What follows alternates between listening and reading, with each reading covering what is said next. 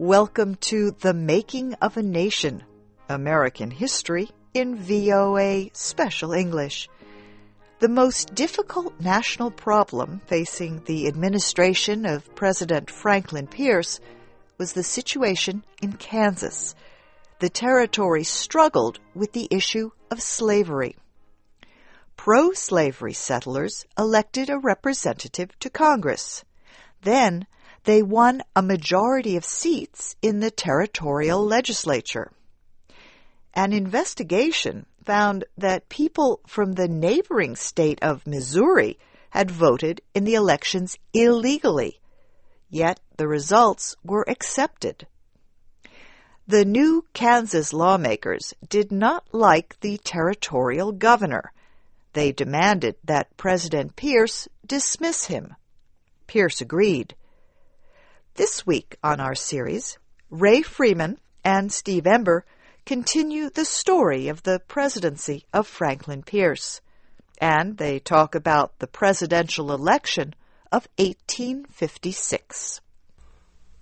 Anti-slavery settlers in Kansas felt they could not get fair treatment from either the president or the new governor.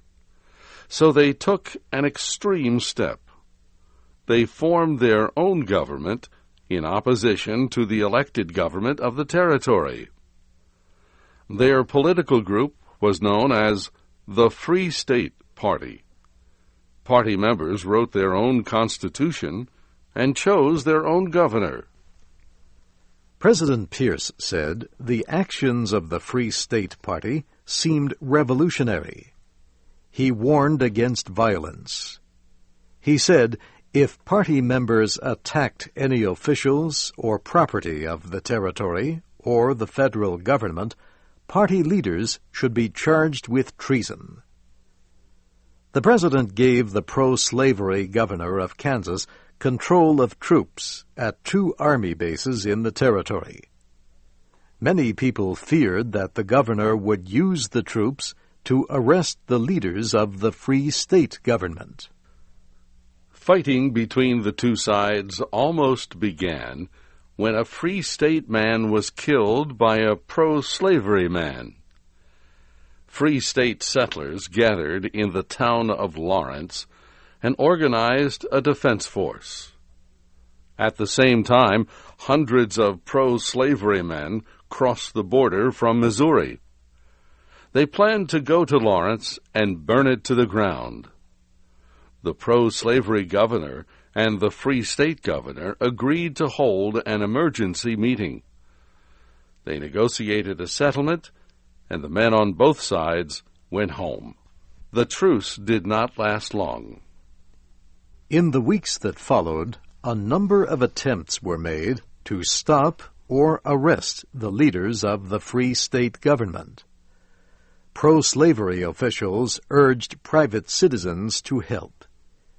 Once again, hundreds of men, including many from Missouri, gathered in Kansas. Once again, their target was the town of Lawrence. This time, however, there was no truce.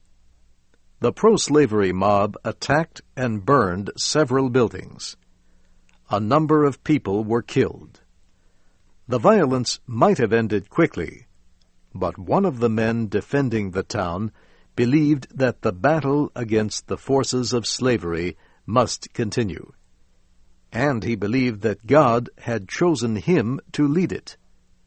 The man was John Brown. John Brown heard that 5 Free State men had died in the attack on Lawrence. So he said 5 pro-slavery men must die in return. He led a group that seized and killed 5 people.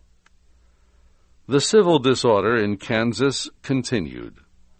Settlers were forced off their land. Houses were burned. More people were killed. The territory became known as Bleeding Kansas. It was clear that there were deep differences between the northern and southern American states. The differences involved their economies, their systems of labor, and their way of life. The civil disorder caused by these differences was the chief issue in the presidential election of 1856. 3 political parties offered candidates: the Democrats, the Republicans, and the Know-Nothings. The Whig Party did not offer a candidate. The party had gone out of existence by then. Its members had split over the question of slavery in the Western Territories. The split could not be healed. Many Southern Whigs joined the Democratic Party. Most Northern Whigs joined the Know-Nothing Party.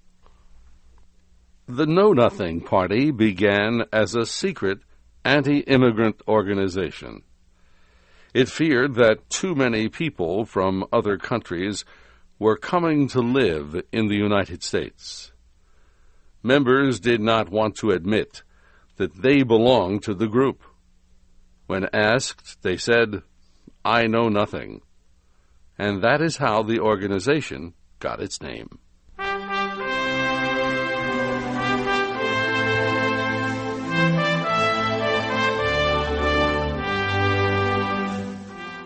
The Democratic Party was led by President Franklin Pierce. Pierce wanted to run for re-election. Many Northern Democrats, however, objected to his support of the pro-slavery legislature in Kansas.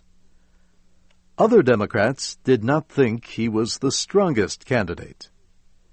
As a result, Pierce faced competition for the party's nomination. One opponent was Senator Stephen Douglas of Illinois. Douglas had great political ability. He also had many political enemies. He was the man most responsible for gaining congressional approval of the bill that opened Kansas to slavery. Pierce's other opponent for the Democratic nomination was James Buchanan of Pennsylvania. Buchanan was a Northerner who would probably leave the South alone. "I am not friendly to the idea of slavery," he said, "but the rights of the South, under our Constitution, should have as much protection as the rights of any other part of our Union." The Democratic Party met in the city of Cincinnati, Ohio. It was the first time a national political convention was held that far west. Candidates needed 2/3 of the votes to win the nomination. After several days of voting, no candidate had received enough. So, in an effort to unite the party, Stephen Douglas offered to withdraw. James Buchanan got his votes and the nomination.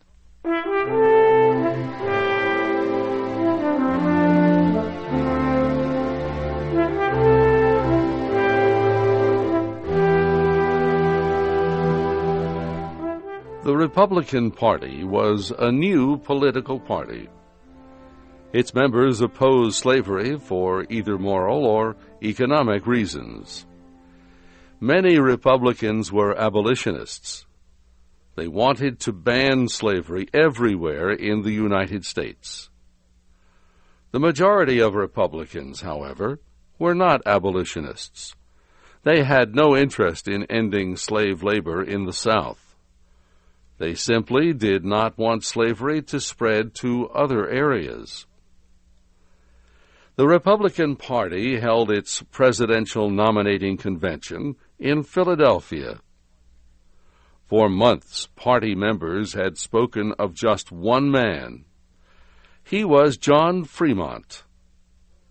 Fremont had explored the American West. He had been a senator from California. He was young and exciting. Republicans thought he was the right man to lead their young and exciting party.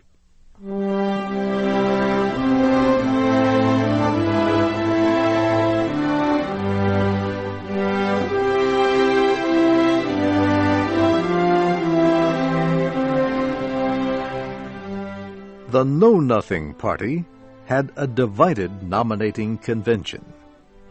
Northern and Southern members agreed on policies that denounced immigrants, but they split on the issue of slavery. Northern members opposed it. Southern members supported it. Delegates to the convention chose a candidate who seemed to support the party's policies. Yet he was not even a member of the party. He was a Whig, former President Millard Fillmore. Northern members refused to support Fillmore.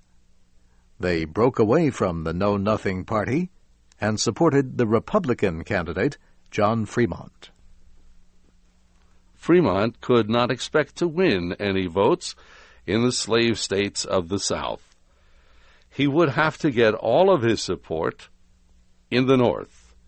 He would have to win the votes of the big states, including Pennsylvania. And Pennsylvania was the home of the Democratic candidate, James Buchanan. Buchanan had said that the constitutional rights of the southern states should be protected, so he could expect to win some votes there. When all the votes were counted, Buchanan was elected. Now he would have to deal with the problems that presidents before him had not been able to solve. James Buchanan was 65 years old. He had served in the House of Representatives and in the Senate. He had served as Secretary of State and as ambassador. He was a good diplomat, but he was not considered a strong political leader. Buchanan usually supported the Southern position in the dispute about slavery. He said the North should stop interfering with the South. He even said the South had good reason to leave the Union if Northern abolitionists continued their anti-slavery campaign. As president, Buchanan believed he could solve the slavery question by keeping the abolitionists quiet. He wanted a cabinet that shared and supported this idea. We will tell about James Buchanan's administration in our next program.